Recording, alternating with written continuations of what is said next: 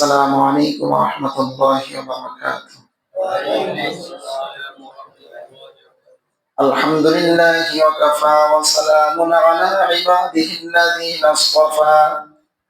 أما بعد فأعوذ بالله من الشيطان الرجيم. بسم الله الرحمن الرحيم. وما هو بقول شاعر قليلا ما تؤمنون ولا بقول كاهن قليلا ما تذكرون تنزيل من رب العالمين. وقال رسول الله صلى الله عليه وسلم: اللهم أعز الإسلام بأحب هذين الرجلين إليك، بعمر بن الخطاب رضي الله عنه وبأبي جهل بن هشام، أو كما قال عليه الصلاة والسلام. بارك الله لنا ولكم في القرآن العظيم، ونفعنا وإياكم بالآيات والذكر الحكيم.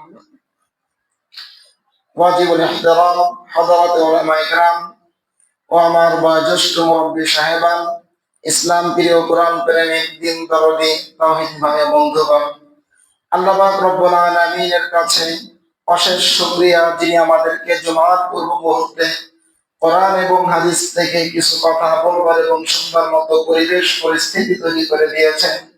এজন্যই সকলেই আমরা রব্বে কারীমের দরবারে কালিমাতুশ শুকরিয়ার হাদিয়া পেশ করছি, আলহামদুলিল্লাহ। মুহতারাম হাজিরিন, আমি কোরআনে পাকের মধ্য থেকে সূরাতুল হাক্কা এর 3টি আয়াত আপনাদের সম্মুখে তেলাওয়াত করেছি। আয়াত নম্বর 41, 42, 43। এই আয়াত সংক্রান্ত কিছু কথা আপনাদের সম্মুখে তুলে ধরার চেষ্টা করব ইনশাআল্লাহ। আমরা আজকে যে বিষয়টা আলোচনা করতে যাচ্ছি তা হচ্ছে আমাদের ইসলামের একজন 4 খলিফার মধ্য থেকে একজন খলিফা হযরত ওমর বিন খাত্তাব রাদিয়াল্লাহু আনহু এর কিছু জীবনের কিছু অংশ। তার বিপ্লবী এই মহান জীবনী থেকে কিছু কথা যদি আমাদের জীবনে কাজে আসে, তবে আজকে এই আলোচনা সার্থক ইনশাআল্লাহ। মুহতারাম হাজিরিন, সর্বপ্রথম আমরা এই ইসলামের বিপ্লবী একজন নেতা হযরতে খলিফা হযরতে ওমর ইবনে খাত্তাব রাদিয়াল্লাহু আনহু, তিনি কিভাবে ইসলাম ধর্ম গ্রহণ করেছিলেন, ইসলাম ধর্মে তিনি কিভাবে দীক্ষিত হয়েছিলেন, এই বিষয়টি আমরা একটু আলোচনা করব ইনশাআল্লাহ। হযরত ওমর ফারুক রাদিয়াল্লাহু আনহুর জীবনী ঘাটতে দেখা যায় ইসলামের পথে আসার মধ্যে ওনার 3টি স্টেপ আছে। কয়টি? 3টি। এক নাম্বার, সর্বপ্রথম স্টেপ হচ্ছে, সর্বপ্রথম হযরত ওমর ফারুক রাদিয়াল্লাহু আনহু ইসলাম গ্রহণের ব্যাপারে কথা হচ্ছে, আল্লাহ রাসূল সাল্লাল্লাহু আলাইহি ওয়াসাল্লাম যখন 40 বছর বয়সে নবুয়ত প্রাপ্ত হওয়ার পরে মক্কার সেই দুর্দর্শ কাফের মুশরিকদের মধ্যে ইসলামের প্রচার প্রসার শুরু করে দিলেন, তখন আল্লাহর কাছে আল্লাহ রাসূল সাল্লাল্লাহু আলাইহি ওয়াসাল্লাম একটি আবেদন করেছেন।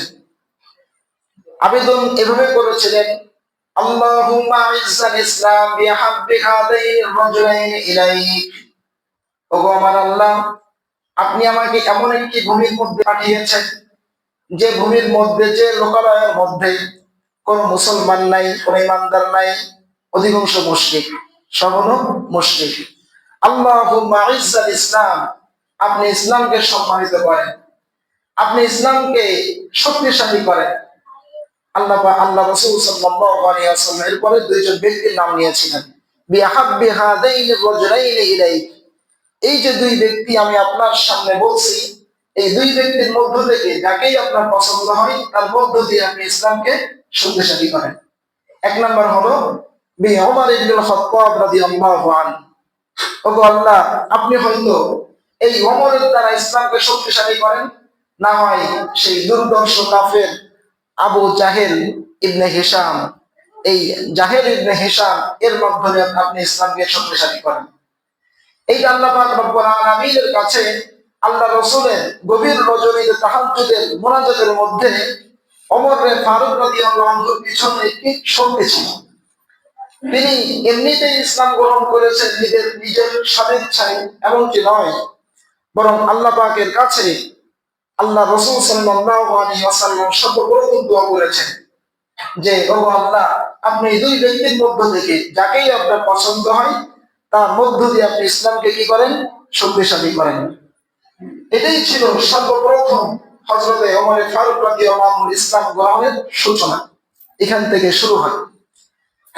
এরপরে দ্বিতীয় ধাক্কা ঈমান আনার ব্যাপারে হযরতে ওমর ফারুক রাদিয়াল্লাহু আনহুর ব্যাপারে এসেছে সূরাতুল হাক্কা। কি সূরাতুল হাক্কা 29 নম্বর পারায় এই সূরাটি আছে। হযরত ওমর ফারুক রাদিয়াল্লাহু আনহু একদিন হঠাৎ যে কোনো কারণেই উনি মসজিদে হারামে এসেছেন, আর ওই সময়ে মসজিদে হারামের আশপাশে নামাজ চলছে, গোপনে নামাজ চলছে। হযরত ওমর ফারুক রাদিয়াল্লাহু আনহু দেখেন যে নামাজ পড়তেছেন, নামাজ চলতেছে, আর মুহাম্মদ নবী সাল্লাল্লাহু আলাইহি ওয়াসাল্লাম ইমামতি করছেন, আর উনি ইমামতির মধ্যে এই সূরাতুল হাক্কা তেলাওয়াত করছেন। উনি দূর থেকে কোরআনের এই সুমধুর কণ্ঠের আওয়াজ ওনার কানে পৌঁছে গিয়েছে। উনি আল্লাহ রাসূল সাল্লাল্লাহু আলাইহি ওয়াসাল্লামের কাছে এসেছেন, এসে পাশে দাঁড়িয়েছেন। দাঁড়ানোর পরে সুমধুর কণ্ঠে এত সাবলীল ভাষায়, প্রাঞ্জল ভাষায় নবীজি তেলাওয়াত করছেন। আর ওমর ফারুক রাদিয়াল্লাহু আনহু উনিও তো আরবি ভাষী ছিলেন, কি ছিলেন, আরবি ভাষী ছিলেন, যার কারণে কোরআনের এই মর্মার্থ বুঝতেও তার কষ্ট হচ্ছে না, কোনো ক্লান্ত আসছে না, ক্লান্তি বোধ করছে না। এক পর্যায়ে ধীরে ধীরে কাছে এসছে, আসার পরে আল্লাহ রাসূলের কণ্ঠ বুঝি আমাদের মতো কণ্ঠ ছিল নাকি আরো ভালো কণ্ঠ ছিল, তুলনা করা যায়? আল্লাহর কোরআনকে যত সুন্দর করে পড়া যায় নবীজি সাল্লাল্লাহু আলাইহি ওয়াসাল্লাম এভাবে তেলাওয়াত করছেন। তো ওমর ফারুক রাদিয়াল্লাহু আনহু ধীরে ধীরে কাছে আসতেছে। দোয়া কাজে লাগছে, কিন্তু আল্লাহ রাসূল দোয়া করছে না, ওগো আল্লাহ আপনি কি করেন, হয়তো ওমর বাবু জাহেদের দ্বারা ইসলামকে শক্তিশালী করেন। ওই যে দোয়াটি কি করছে, তার দিলে গিয়ে লাগছে, ইসলামের দিকে ধাবিত হওয়া শুরু হয়েছে তার। তো আল্লাহ রাসূল সাল্লাল্লাহু আলাইহি ওয়াসাল্লাম সুমধুর কণ্ঠে সূরাতুল হাক্কা তেলাওয়াত করছে। এক পর্যায়ে ওমর ফারুক রাদিয়াল্লাহু আনহু আল্লাহ রাসূলের নিকট পর্যন্ত চলে এসেছে। এত সুন্দর তেলাওয়াত শুনে ওমর ফারুক ভাবতেছে এটা হয়তো দুনিয়ার কোন ব্যক্তির, সাধারণ কোন ব্যক্তির কথা নয়, এটা কোন কবির কথা। কার কথা? কবি। কবিরা যেমন সুন্দর অঙ্গভঙ্গির মধ্য দিয়ে একটি কবিতা পাঠ করতে থাকে, হয়তো মুহাম্মদ সে একজন কবি হবে, সেই কবিতার মধ্য দিয়ে আমাদেরকেও পাগল করার চেষ্টা করছে। ঠিক ওই মুহূর্তে আল্লাহ রাসূল সাল্লাল্লাহু আলাইহি ওয়াসাল্লাম সূরাতুল হাক্কা 41 নম্বর আয়াত তেলাওয়াত করছিলেন। আয়াতের মধ্যে আল্লাহ পাক রব্বুল আলামিন বলেন, ওয়ামা হুয়া বিকাউলি শাইরিন ক্বালিলাম মা তুমিনুন। ওগো আমার বান্দা, ওগো ওমর ইবনে খাত্তাব রাদিয়াল্লাহু আনহু, তুমি হয়তো ভাবতেছো যে মুহাম্মদ সাধারণ কোনো ব্যক্তি, একজন কবি, সে তোমার সামনে আরবি ভাষী দিয়ে কোরআন তেলাওয়াত করছে, আরবি ভাষায় কোরআন ব্যক্ত করছে, এটা কোনো কবির কথা নয়। ওমা হুয়া বিকাউলি শাইর, শাইর মানে কবি, এটা কোনো কবির কথা নয়। ওমা হুয়া বিকাউলি শাইরিন ক্বালিলাম মা তুমিনুন, এটা কোনো কবির কথা নয়। কিন্তু তোমরা অধিকাংশ মানুষ আছো, তোমরা বুঝো না, খুব অল্প সংখ্যক মানুষ আছে যারা বুঝে এটা কবি না, এটা কোনো কবিতা নয়। আল্লাহ পাক রব্বুল আলামিন এই আয়াতটি তেলাওয়াত করতেছে। ওমর ফারুক রাদিয়াল্লাহু আনহু থমকে দাঁড়িয়েছে, কিরে, আমি মাত্র ভেবেছি হয়তো কোনো কবি এটা বর্ণনা করতেছে, কোনো কবির কথা, আবার মুহাম্মদ আমার কথা শুনে নাই। পিছনে কি ওমরের কথা মুহাম্মদ নবীজি শুনছেন? শুনে নাই তো, উনি তো পিছনে দাঁড়িয়ে কোরআন তেলাওয়াত শুনছে, সুমধুর কণ্ঠে তেলাওয়াত করার ভিতরে, বুকের ভিতরে গিয়ে ধাক্কা লাগিয়েছে, আর ভাবতেছে যে না, মুহাম্মদ এত সুন্দর গাঁথনি কবিতা কই পাবে, হয়তো উনি কোনো কবি হবে। আর আল্লাহ পাকের কোরআন বলতেছে, ওমা হুয়া বিকাউলি শাইর ক্বালিলাম মা তুমিনুন। ওমর, তুমি ভাবতেছো কোনো কবির কথা, না, এটা কোনো কবির কথা নয়।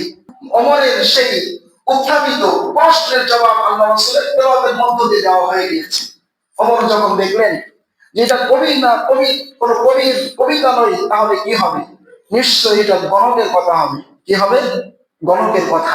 যেহেতু মুহাম্মদ বলতেছে ওমা হুয়া বিকাউলি শাইর, আমি ভাবতেছি কবির কথা, আর মুহাম্মদ বলতেছে না, কোনো কবির কথা নয়, তাহলে হয়তো এটা কোনো গণকের কথা হবে। কার কথা হবে? গণকের কথা।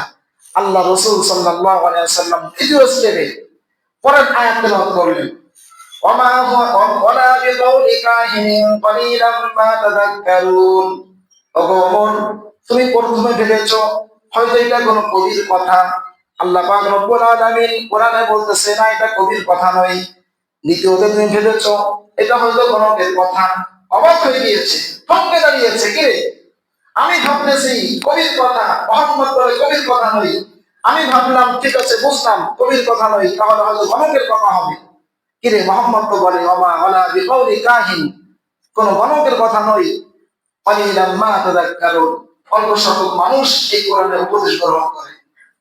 দ্বিতীয় আয়াতের মধ্যে ৪৩ নম্বর আয়াতের মধ্যে আল্লাহ রাসূল সাল্লাল্লাহু আলাইহি ওয়াসাল্লাম তেলাওয়াত করেছেন, তানজিলুম মির রাব্বিল আলামিন। ওমর, তুমি হয়তো ভেবেছো এটা কোনো কবির কথা, এটা কোনো কবির কবিতা নয়। তুমি হয়তো ভেবেছো কোনো গণকের কথা, না, এটা কোনো গণক নয়, বরং আল্লাহ পাক রব্বুল আলামিন, তানজিলুম মির রাব্বিল আলামিন। আল্লাহ পাক রব্বুল আলামিন যিনি আসমান জমিনকে নিয়ন্ত্রণ করেন, ওই আল্লাহ পাক রব্বুল আলামিন দুনিয়াতে আমার উপর অবতীর্ণ করেছেন। সুবহানাল্লাহ বলবেন না? অবাক হয়ে গিয়েছে, কি রে, এই দ্বিতীয় ধাক্কা। প্রথম ধাক্কা ছিল কোনটা? ঈমান আনার পথে নবীজি দোয়া করেছিলেন ওমর ফারুক রাদিয়াল্লাহু আনহুর জন্য, ওগো আল্লাহ, আপনি হয়তো এই মহান দুই ব্যক্তির কোন এক ব্যক্তির মধ্য দিয়ে ইসলামকে শক্তিশালী করেন। দ্বিতীয় স্টেপে এই কোরআনের আয়াত, কোরআনের এই সূরাতুল হাক্কার ধাক্কা খুব চোট লেগেছে, যে কবির কথা না, গণকের কথা না, বরং আল্লাহ আসমানের উপর থেকে দুনিয়াতে মুহাম্মদের উপর অবতীর্ণ করেছে। এটা দ্বিতীয় ধাক্কা। তৃতীয় ধাক্কা, তৃতীয় ধাক্কার মধ্য দিয়ে হযরত ওমর ফারুক রাদিয়াল্লাহু আনহু ইসলামের শহীদ হয়ে গেলেন। সুবহানাল্লাহ বলবেন না? কিভাবে? মক্কার মধ্যে ঘোষণা করা হলো যে মুহাম্মাদের কল্লা যিনি আসতে পারবে তাকে পুরস্কৃত করা হবে। ওমর ফারুক রাদিয়াল্লাহু আনহু উন্মুক্ত তরবারি নিয়ে যাচ্ছে। কোথায়? নবীজির কল্লা নিয়ে আসছে। কোথায়? নবীজির কল্লা নিয়ে আসতে যাচ্ছে, যে মুহাম্মাদের আজকে আমার হাত থেকে কে রক্ষা করবে আমি দেখব। তার বাঁচার কোনো উপায় নাই।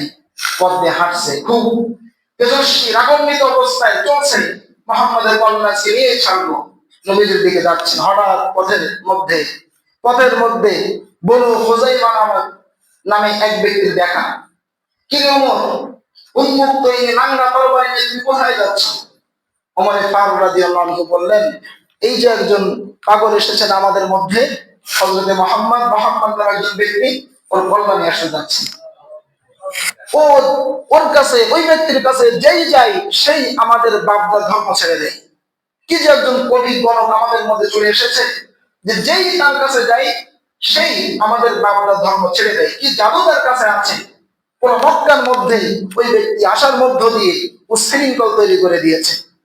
তখন বনু খুযাইমা নামক ওই ব্যক্তি বললেন, তুমি তো মুহাম্মাদের কাছে যাচ্ছ, আগে তোমার নিজের ঘর সামলাও। কি রে, ঘরে কি সমস্যা? ঘরে তো কোনো সমস্যা নেই, তোমার বোনের বাড়ি যাও, ফাতেমা বিনতে খাত্তাব তার কাছে যাও, তোমার ভগ্নিপতির কাছে যাও, গিয়ে দেখো তুমি যার কল্যাণ নিয়ে আসতে যাচ্ছ তার অনুসারী হয়ে দুইজনকে রদ শুরু করে দিয়েছে। এরপর রাগান্বিত অবস্থায় বোনের বাড়ি গিয়েছেন। যাবার মধ্য দিয়ে যখন আরেকজন হাব্বাব নামে একজন ব্যক্তি বোন আর ভগ্নিপতিকে তেলাওয়াত করাচ্ছিলেন, তেলাওয়াত কোরআন শিখাচ্ছিলেন। এই অবস্থায় খাব্বাব যখন দেখলেন ওমরের পায়ের আওয়াজ আসতেছে, বিপ্লবী একজন মানুষ, সাহসী একজন পুরুষ, যে একজন মানুষ আসতেছে, ওমর আসতেছে, ওমর আসতেছে, সঙ্গে সঙ্গে একদিকে লুকিয়ে গিয়েছেন। এরপরে বোনকে গিয়ে জিজ্ঞাসা করলো, কিরে, এতক্ষণ তোরা কি করছিলি? এই তো ভাই আমরা বসেছিলাম। কয় না, আমি বাহির থেকে গুনগুন আওয়াজ শুনছি, তোমরা হয়তো কিছু করছি না, কি করছি না আমাকে তোমরা বলো। এরপরে বলবে না, দিছে বোনের গন্ড দেশে এক থাপ্পড়, চপে টাকা এত জোরে করেছে যে বোনের পুরো গাল এক পাশ রঙিন হয়ে গিয়েছে। ভগ্নিপতিকে মার শুরু করে দিয়েছে। এক পর্যায়ে ভগ্নিপতি সাহসের সাথে বলেছে, তুমি কি শুরু করেছো? তুমি কি, তোমার বাপদার ধর্ম মিথ্যা, আর ইসলাম যদি সত্য হয়ে থাকে তুমি কি ইসলাম ধর্মে দীক্ষিত হবে না? এভাবেই একের পর এক তারা বাকবিতণ্ডে লিপ্ত হয়েছে। হওয়ার পরে বোনকে জিজ্ঞাসা করেছে যে কি করস, নিয়ে আমি দেখবো। ভাই, ইন্নাকা নাজিসুন, তুমি তো নাপাক, অপবিত্র। আমরা যেটা পড়ছি, যেটা তেলাওয়াত করছি, এটাই অপবিত্র অবস্থায় নামাজ পড়া যায় না। তার ওমর রাদিয়াল্লাহু আনহু কি করতে হবে?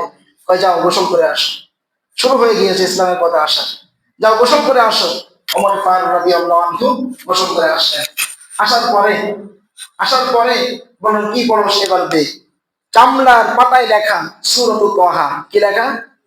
সূরাতুত তাহা লেখা। ওমর ফারুক রাদিয়াল্লাহু আনহুর কাছে দিয়েছে, এই নাও ভাই তুমি পড়া শুরু করো।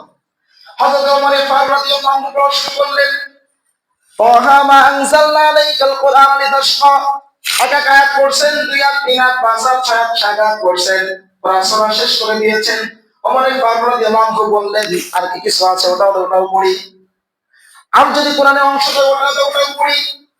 ইমানের আলো তার অন্তরে দীক্ষিত হয়েছে।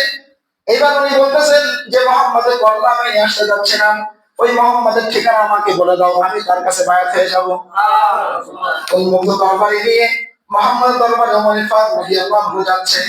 যাবার পথে কিছুক্ষণ যাওয়ার পরে গেটের সিকিউরিটি হিসেবে হযরত রাসূলুল্লাহ কারীম সাল্লাল্লাহু আলাইহি ওয়াসাল্লামের চাচা হামজা রাদিয়াল্লাহু আনহু 3 দিন আগে ইসলাম গ্রহণ করেছেন। ওমরকে দেখছে যে হে মুহাম্মদ, ওমর আসতেছে পালাও, ওমর আসতেছে পালাও। কি সমস্যা? ওকে আসতে দাও, ওকে আসতে দাও। কি সমস্যা? পালাও। ওমর যদি আসে আমাদের বাঁচার কোনো উপায় নাই। আল্লাহ রাসূল সাল্লাল্লাহু আলাইহি ওয়াসাল্লাম সাফা মারওয়া ওইখানে যারা হজ করেছি আমরা দেখেছি যে দারুল আরকাম নামে একজন সাহাবীর বাড়ি ছিল এখানে। ওইখানে ইসলামের বিভিন্ন প্রাথমিক শিক্ষায় দীক্ষিত করা হতো সাহাবায়ে কেরামদেরকে। বিভিন্ন কোরআন শিক্ষা দেওয়া হতো, তালিম দেওয়া হতো, দারুল আরকাম সাহাবীর বাড়িতে দেওয়া হতো। এই বাড়িতে কিছু সাহাবায়ে কেরাম আছেন, আর আল্লাহ রাসূল সাল্লাল্লাহু আলাইহি ওয়াসাল্লাম তাদেরকে ওখানে আছেন। হযরত ওমর ফারুক এসেছেন। আসার পরে ওমর ফারুক রাদিয়াল্লাহু আনহু হৃদয়কে আল্লাহ পাক রব্বুল আলামিন কোরআনের মধ্য দিয়ে শীতলতা করে দেওয়া হয়েছে। যাওয়ার পরে আল্লাহ রাসূল বলতেছেন, কি ওমর, আর কতকাল অন্ধকারের মধ্যে ডুবে থাকবে? আর কতকাল তুই পাপাচারের মধ্যে থাকবে? আর কতকাল অন্যায় জুলুম অত্যাচারের মধ্যে তুমি থাকবে? এখনো কি আল্লাহ পাক রব্বুল আলামিনের কাছে আমার দোয়া তোমার অন্তরে দীক্ষিত হয় নাই? আল্লাহ রাসূল সাল্লাল্লাহু আলাইহি ওয়াসাল্লাম কথা বলার পরে ওমর ফারুক রাদিয়াল্লাহু আনহু বললেন, ওগো আল্লাহ রাসূল, ইয়া রাসূলুল্লাহ, কি করতে হবে বলেন? আল্লাহ রাসূল সাল্লাল্লাহু আলাইহি ওয়াসাল্লাম বলেন, পড়ো আশহাদু আল্লা ইলাহা ইল্লাল্লাহ মুহাম্মাদুর রাসূলুল্লাহ। আমি সাক্ষ্য দিচ্ছি আল্লাহ কোনো মাবুদ নেই, আপনি মুহাম্মদ আল্লাহর রাসূল। সুবহানাল্লাহ। সকলে বাড়ি থেকে বলুন। শুরু হয়ে গেল ইসলামের শক্তিশালী একজন পুরুষ আসার পরে। এইবার আল্লাহ রাসূল সাল্লাল্লাহু আলাইহি ওয়াসাল্লাম কি করলো দেখেন। আল্লাহ রাসূলকে বলতেছেন যে আচ্ছা, একদিন হঠাৎ বলতেছেন, আলাসনা আলাল হাক্কি ইয়া রাসূলুল্লাহ, আপনি তো আল্লাহর পক্ষ থেকে সত্য নবী, আমরা কি সত্যের উপর নাই? আমরা মরি আর জীবিত থাকি, যে অবস্থায় থাকি না কেন, আমরা কি সত্যের উপর নাই? আল্লাহ রাসূল সাল্লাল্লাহু আলাইহি ওয়াসাল্লাম বললেন, অবশ্যই আমরা সত্যের উপর আছি। তাহলে ফিমা ইখতিফা ফিমা ইখতিফা, হে রাসূলুল্লাহ, ও আল্লাহ রাসূল, যদি আমরা সত্যের উপর থাকি, যদি আমরা হকের উপর থাকি, তাহলে ইসলামের দাওয়াত, ইসলামের শিক্ষা, গোপনীয়তার প্রয়োজনটা কোথায়? আল্লাহ রাসূল বলেন, মাত্র ইসলামে দীক্ষিত হয়েছে, আমাদের এখন মুক্তি জীবন, মাদানী জীবন না, এভাবে চিল্লাপাল্লা করার কাজ এখন না। ওমর ফারুক রাদিয়াল্লাহু আনহু বললেন, আপনি এতটুকু শুধু বলেন আমরা হকের উপর আছি কিনা।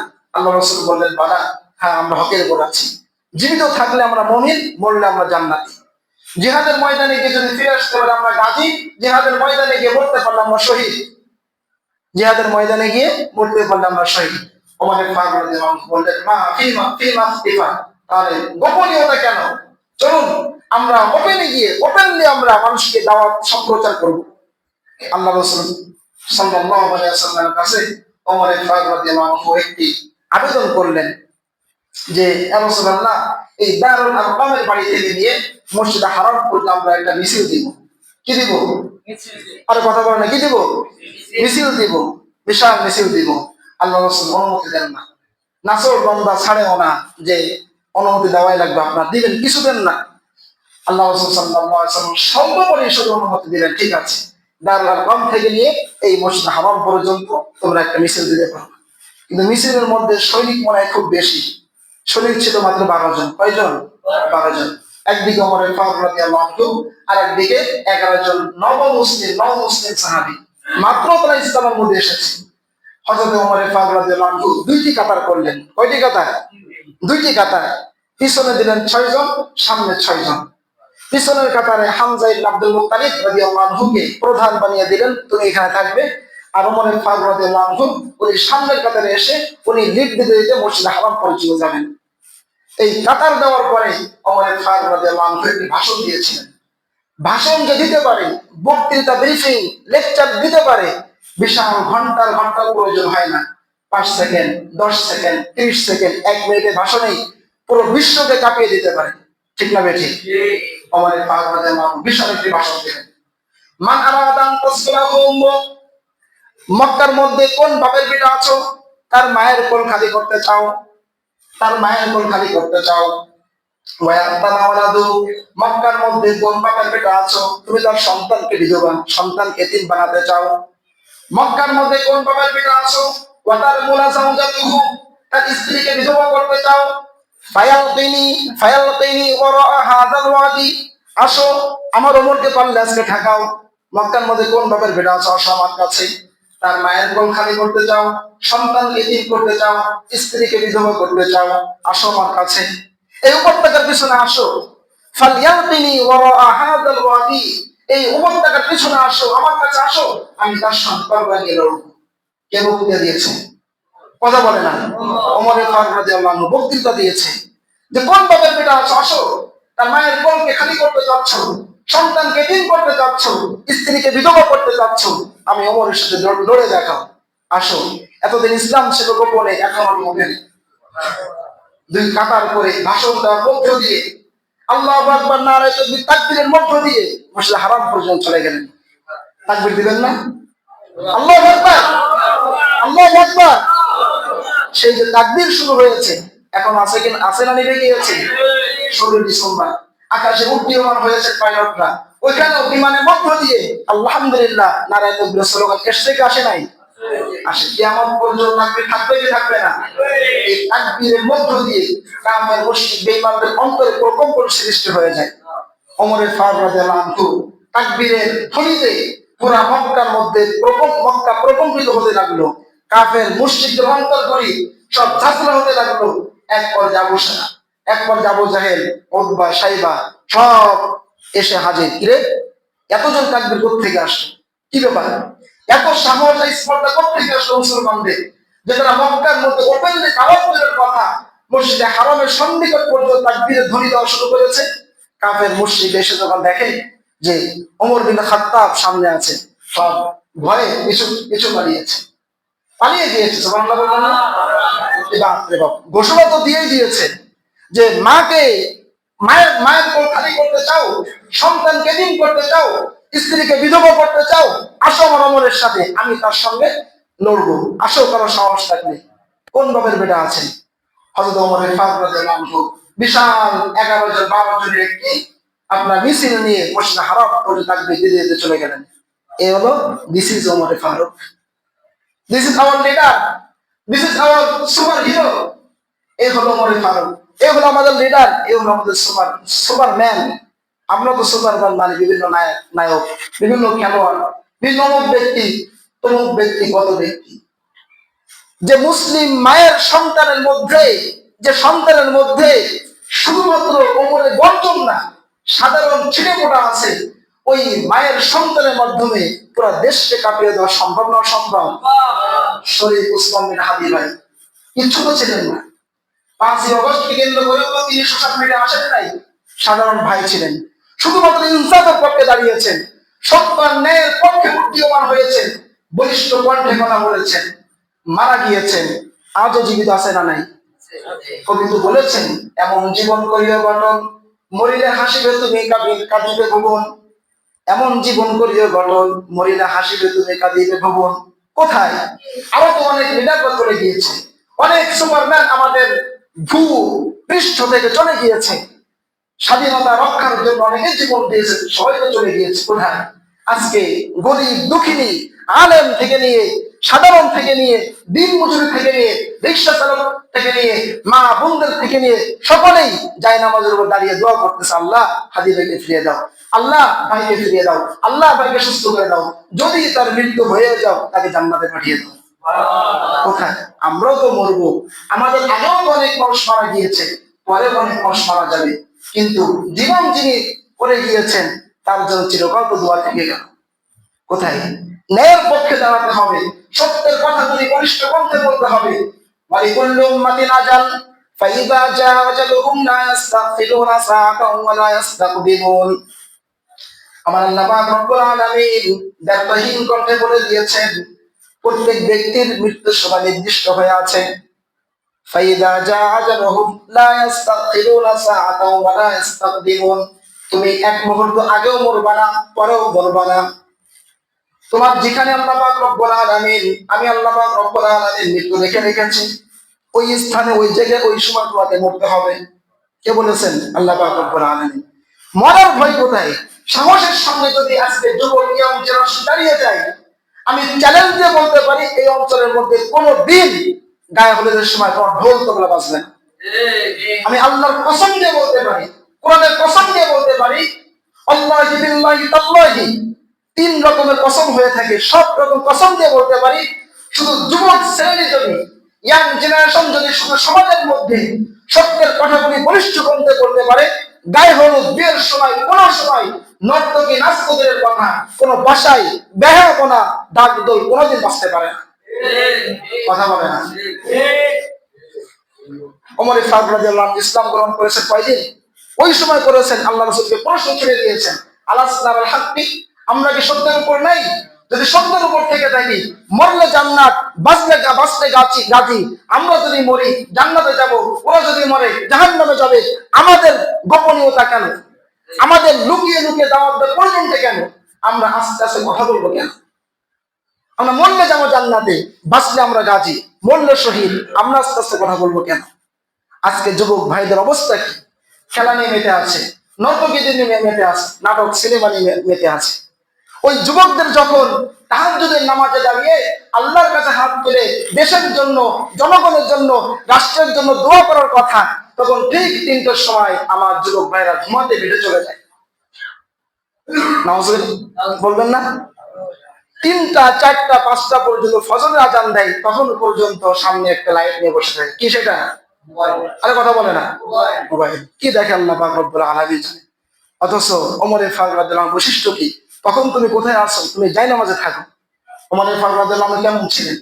আমরা এখন বাচ্চাদেরকে খাবার খাওয়াতে গেলে বলি নাই বাঘ আসতেছে, শেয়াল আসতেছে, বলি নাই কথা?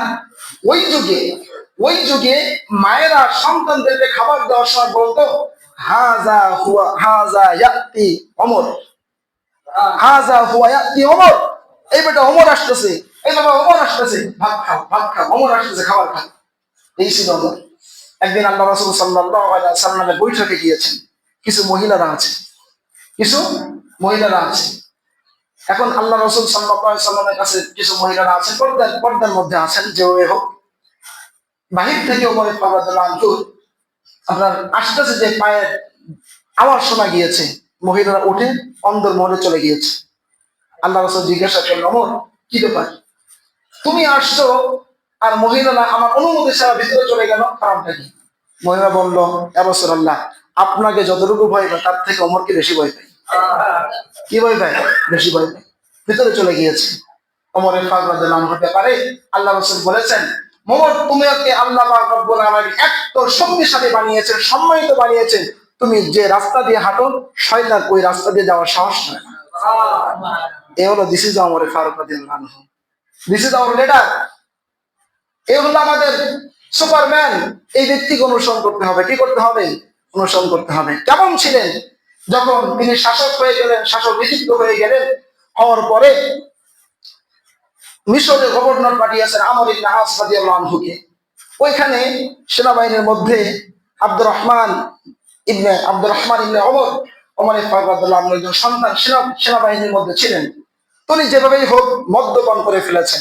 থাকার পরে শাসক গভর্নর একজন প্রধানমন্ত্রীর সন্তান, সে একটি অপরাধ করে ফেলেছে, তো ওকে আমি জনসম্মুখে শাস্তি কেমনে দেই? তখন ডেকে আব্দুর রহমান এদিকে আসো, তোমাকে শাস্তি দিব জনসম্মুখে নয়, তোমাকে অন্তর্মহলে গিয়ে আভ্যন্তরে তোমাকে শাস্তি আমি দিব। একজন খলিফা গভর্নরকে আমর ইবনে আস রাদিয়াল্লাহু আনহু, উনি খলিফার সন্তানকে শাস্তি কিভাবে দিয়েছে, অন্তর্মহলে নিয়ে গিয়ে জনসম্মুখে দেয় নাই। ওমর ফারুক রাদিয়াল্লাহু আনহু কানে এসেছে, আমার সন্তান অপরাধ করেছে, আমার সন্তান অন্যায় করেছে, অবিচার করেছে, জুলুম করেছে, নিজের প্রতি জুলুম করেছে, তাকে তুমি জনসম্মুখে শাস্তি না দিয়ে অন্তর্মহলে নিয়ে গিয়েছো, শাসিয়েছেন, আমার কাছে পাঠিয়ে দাও, আমি নিজে হাতে তাকে শাস্তি প্রয়োগ করব। 80 ব্যাট নিজ হাতে প্রয়োগ করেছে। কে? ওমর ফারুক রাদিয়াল্লাহু আনহু। একদিন ওমর ফারুক রাদিয়াল্লাহু আনহুর কাছে অভিযোগ করেছে যে ওমর, তুমি তো ইসলামের খলিফা হয়েছো, খলিফা তুমি হয়েছো, তো ওই যে মিশরের মধ্যে আপনি যাকে গভর্নর বানিয়ে পাঠিয়েছেন, তার সন্তান একটি প্রতিযোগিতা দিয়েছে, প্রতিযোগিতার মধ্যে তার সন্তান ভালো ফলাফল করতে পারে নাই, আমার সন্তান 1 নম্বর হয়ে গিয়েছে, নাম্বার 1 হয়ে গিয়েছে, এই কারণে একজন গভর্নরের সন্তান আমার সন্তানের প্রতি আঘাত করেছে। ওমর ফারুক রাদিয়াল্লাহু আনহু চিঠি পাঠিয়েছে আমর ইবনে আসের কাছে, আসো মদিনায় আসো, আমার কাছে আসো, তোমার সন্তান সহ আসবে, বসো। দুইজন বসে আছেন, যিনি মামলা দায়ের করেছেন, যার বিরুদ্ধে মামলা দায়ের করেছেন, বলেছেন তুমি কি এই অপরাধ করেছো? আমর ইবনে আস রাদিয়াল্লাহু আনহু সন্তান বোঝা করেছি। তখন ওই যিনি মামলা দায়ের করেছেন বললেন, তোমার সন্তানকে নিয়ে আসো। সন্তানকে বলছে, তোমাকে যেভাবে যেখানে যে কয়টা বেত্রাঘাত করেছে, আমার সামনে তুমি এই একজন গভর্নর সন্তানকে ঠিক ওই কয়টা বেত্রাঘাত করে তুমি প্রতিশোধ গ্রহণ করো। আরেকটা প্রতিশোধ তুমি গ্রহণ করবে, তা হলো আমার গভর্নর টাক মাথায় তুমি কয়েকটা বাড়ি দিবে। কেন দিবে? তোমার সন্তান গভর্নর হওয়ার কারণে তোমার প্রশ্রয় দিব অসম্ভব। এইটাই ছিল আমাদের আল্লাহর নবীর আদর্শ। মক্কার মধ্যে বনু খুজাইমা নামক কুরাইশের একজন বংশধর মহিলা ফাতিমা বিনতে খুজাইমা রাদিয়াল্লাহু আনহা, এই ব্যক্তি চুরি করে ফেলেছে। এখন কুরাইশ বংশের চুরি করেছে, কুরাইশ বংশটি কার? আরে কথা বলে না, কার? নবীজির বংশধর না। এখন বনু খুজাইমার একজন ব্যক্তি কুরাইশ বংশের চুরি করে ফেলেছে। এখন মানুষজন খুব তেলপোড়া দিচ্ছে যে কার মাধ্যমে এই চুরির অপরাধটা মাফ করানো যায়, কার মাধ্যমে চুরির অপরাধটা মাফ করানো যায়। এখন আল্লাহ রাসূল একজন খাদেম ছিলেন, খুব ঘনিষ্ঠ ব্যক্তি ছিলেন, ওসামা বিন যায়েদ রাদিয়াল্লাহু আনহু। হুব্বে রাসূল বলা হতো, আল্লাহ রাসূল খুব মহব্বত করতেন।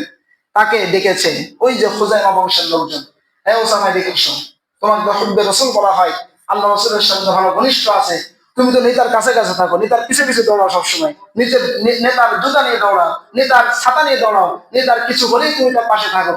তোমার মাধ্যমেই আমরা একটা সমস্যা সলভ করতে চাই, প্রবলেম সলভ করতে চাই। কি সমস্যা ভাই?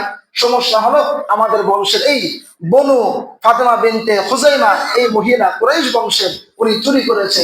এখন আল্লাহ রাসূল যদি জনসম্মুখে একে হাত কেটে দেয়, পুরো কুরাইশ বংশের নাক কাটা যাবে, কাজে তুমি একটু আল্লাহ রাসূলের কাছে সুপারিশ করো। ঠিক আল্লাহ রাসূল গিয়েছে, যাওয়ার পরে হালুয়া রুটি দিয়ে মহব্বতের সাথে বলে, তোমাকে বলছো মাংস বাঁধাচ্ছে, এই কথা করছেন, এটা করছেন। হে ওসামা, ধমকের সঙ্গে বলেছেন, হুব্বে রাসূল তোমার লকব হতে পারে, তুমি খাদেম হতে পারো, খুব ঘনিষ্ঠ আমার নিকটতম ব্যক্তি হতে পারো, কিন্তু আল্লাহর কোরআনের বিরুদ্ধে আইন আমার কাছে নিয়ে এসেছো, অসম্ভব। এ কথা মনে রেখো, লাউ আন্না ফাতিমা বিনতে মুহাম্মদ সারাকাত মুহাম্মদ ফাদা মুহাম্মদ ইয়াদাহা। ওসামা বা খুজাইমা গোত্রের লোকজন জেনে রাখো, শুধু কুরাইশ বংশের লোকজন চুরি করেছে, মাপ পাওয়ার উপায় খুঁজছেন এটা নয়, আমার কলিজার টুকরা ফাতেমাও যদি চুরি করতো, আমি মুহাম্মদ নিজ হাতে তাকে হাত কেটে দিতাম জনসম্মুখে। এটা ইসলামের কি শাসন, বিচার ব্যবস্থা। এটা কি ভাই? বিচার ব্যবস্থা।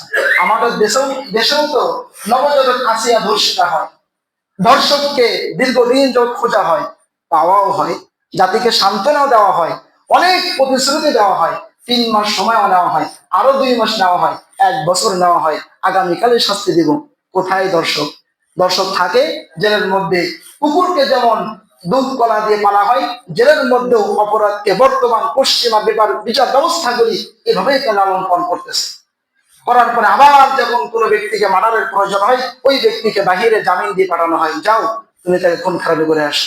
হাজি ভাই একই ঘটনা ঘটেছে, যেই করেছেন, যিনি করেছেন, উনি ভিতরে ছিলেন, সালে বলে কৌশলে এই পশ্চিম আইনের প্রক্রিয়ার মধ্য দিয়ে বাহিরে এসেছেন।